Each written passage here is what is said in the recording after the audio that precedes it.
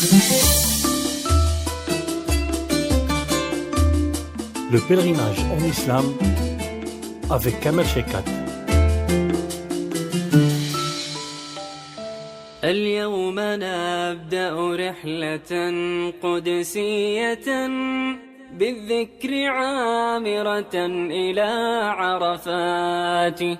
بسم الله الرحمن الرحيم. الحمد لله رب العالمين، وصلى الله على سيدنا محمد النبي الأمين وعلى آله وصحبه والتابعين، وبعد. أيها الملأ الكريم، السلام عليكم ورحمة الله وبركاته.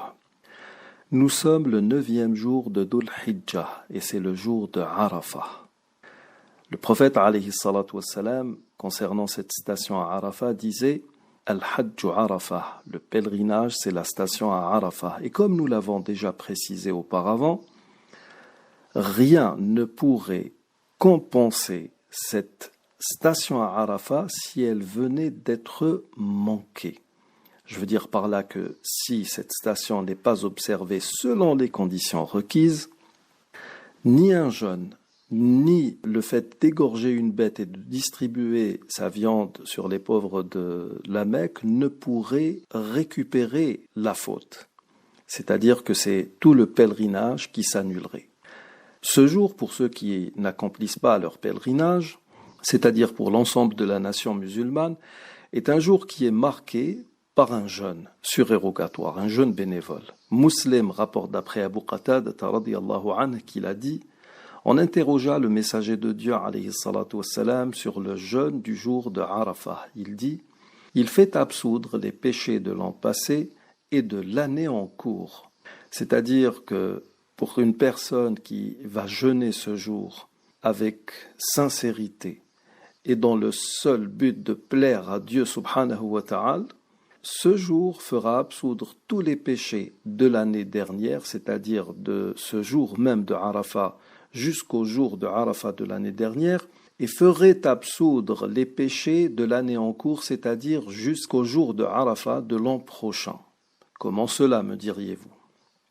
Premièrement, il faut comprendre que tout ce que nous pourrions faire, aussi louable et méritoire soit-il, ne peut en aucun cas effacer des péchés futurs.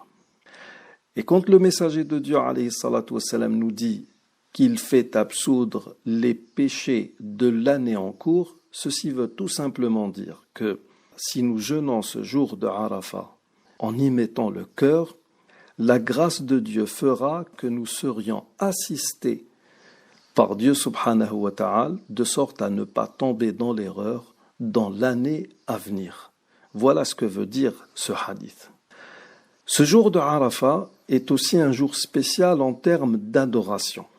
Les pèlerins sont actuellement à Arafah et dans un endroit bien déterminé, là où ils devraient se tenir pendant toute cette journée. Il y a des limites géographiques à respecter. Une fois à l'intérieur de cet espace géographique, les musulmans vont aller vers la mosquée de Namira pour écouter une oraison durant laquelle on leur rappellera toutes les conditions inhérentes à cette station à Arafah. Mais ce qui est le plus marquant dans cette journée de Arafah, c'est que les pèlerins vont, dans cette mosquée de Namira, procéder à la prière de Dohr et de l'Asr, donc de midi et de l'après-midi, en abrégé écourté, jam'an wa qasran, ce qui les déchargera de toute prière depuis Salat al-Dohr jusqu'à Salat al-Maghrib, la prière du crépuscule. Et là, le pèlerin entrera dans une forme d'adoration qui est la plus primitive qui soit.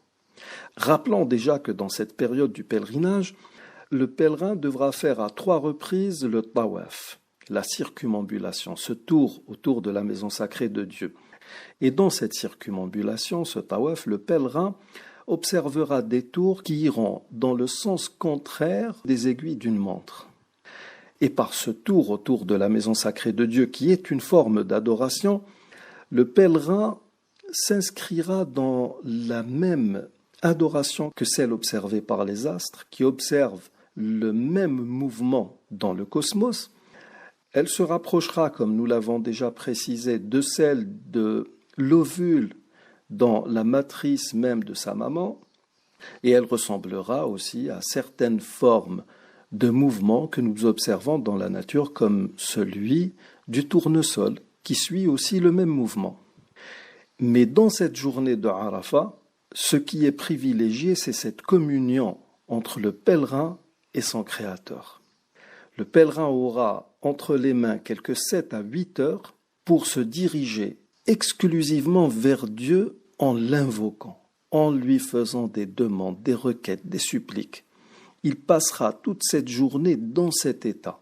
Il faut bien comprendre que si la tradition veut que Salat al-Asr se fasse au moment même de Salat al-Dohr, c'est parce que cette même prière, qui est une obligation au quotidien, va être reliée au second plan par rapport à cette station à Arafat où le pèlerin sera dans une sorte d'intimité avec Dieu. Au crépuscule de ce même jour de Arafat, Dieu subhanahu wa ta'ala vantera ses pèlerins auprès de ses anges proches. Et c'est à ce moment-là qu'interviendra la grâce divine et la miséricorde divine qui consiste à épargner le feu à tous ceux qui se seront dirigés vers Dieu avec leur cœur et leurs esprits. Ce qui suscitera les regrets d'Iblis, qui regrettera le jour où il n'a pas voulu se soumettre aux ordres de Dieu. Voici de manière très très abrégée toute la symbolique de ce jour de Arafat. Alors ne manquez surtout pas les dernières heures de ce jour, c'est-à-dire celles qui vont de Salat al-Asr jusqu'à Salat al-Maghrib. Nous arrivons au terme de cette émission. Je vous remercie de l'avoir suivi. Assalamu alaikum wa rahmatullahi wa barakatuh. وبسمعه مع كثرة اللهجات يا رب أعتقنا وفك رقابنا وارحم عبيدا عظموا الرغبات